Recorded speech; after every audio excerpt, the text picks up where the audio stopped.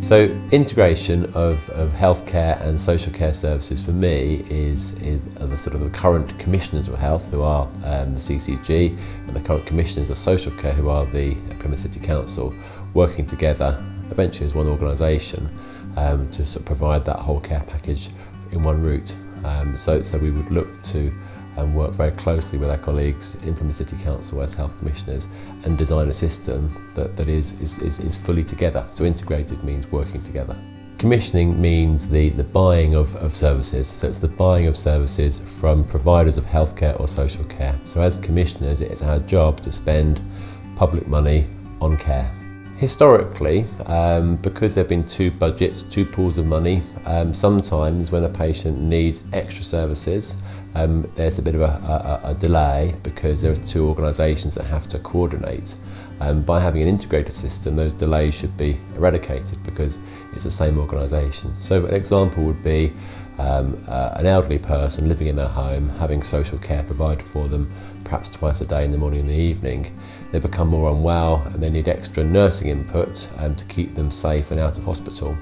And so that would be provided by a nursing agency who would be commissioned, bought by the health commissioners. If there was one organisation doing the whole thing, that could happen automatically sort of through a live discussion rather than waiting for a referral to go off and the delays that currently could happen because of that.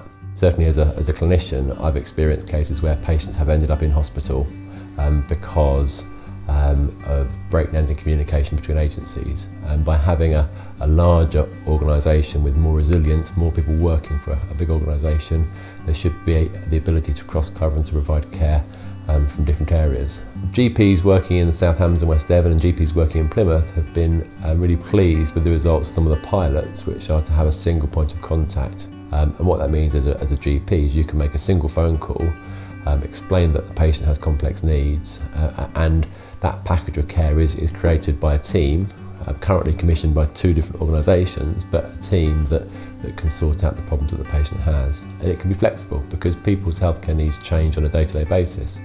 The way in which healthcare is funded is different from the way in which social care is funded, and I think there needs to be a national debate about how we care for people as they get older and as their needs increase. So currently social care is means tested, whereas healthcare largely is not. There are issues about the increasing costs of continuing healthcare, and we need to be honest and open about that and look at ways of making sure that people's care packages are as cost effective and are as appropriate as possible. But I think people who've got genuine healthcare needs will continue to have those served by the new system. Most GPs would agree with me in my view that the system is really complicated, and sometimes it's far too complicated to do things quickly and well.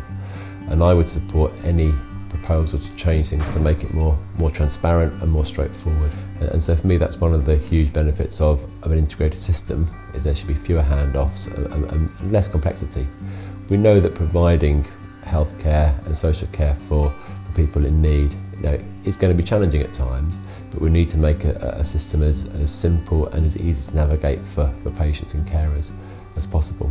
Integration, I think, needs to happen across the whole of the country, and in Plymouth, things are working very well. We need to make sure that both sides of the boundary, there are similar approaches to get the best outcomes for our patients.